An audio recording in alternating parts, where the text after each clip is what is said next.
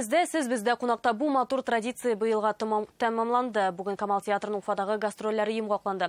Тантанада қатнашқан Татарстан Дәулет Совет рәйсі Фәрит Мөхәммәтшин гастроллеріні яқшы көрінішді бәйеледі. Бір атна дауымында Камалылар 10 спектакль тәқдим ете, бүгін ise оғыла да бұлы тағыла оқ қалфағым шырдым қолдан спектакльлерін көрсеттілер. Ақ қалфағым шырдым қолдан премьерасына қадар Рус драма театрына келушілеріне Татарстан Дәулет Совет рәйсі сәлемледі. Minde demek sahne, tiyatro, özünün vazifasın, özünün ruh adetleri, terbiyeler, tarihten dilin, ruh adetleri saklauda özünün için kirtiyen. Камал артистлары Башқұртстан тамашашысын түрлі жанрдағы әсерлер белән шатландырды. Һәр спектакль аншлаг белән уза.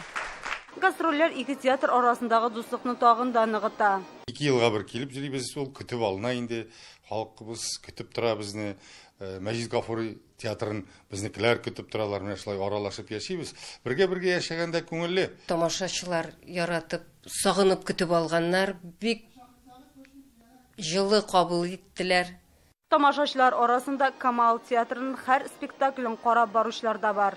Татарстан һәм Башкортстан киләчәктә дә алмаш гастрольләрнең дәвамлы булуына өметләнә. Ак калфагым шырдым кулдан спектаклен беренче тапкыр 1991 елда Мәҗит Гафури исемендәге Башкорт дәүләт драма театры куя. Аны Казанга алып килеп тә күрсәткән булалар. Пьесада милли тәңгәллек темасы күтәрелә. Нәрсә ул миллилек, аның асылы нидән гыйбарәт? Спектакльдә нәкъ менә шушы сорауларга җавап бар. Тинзия Газизова, Фәнис Сәтхи, Рүзи Имамов.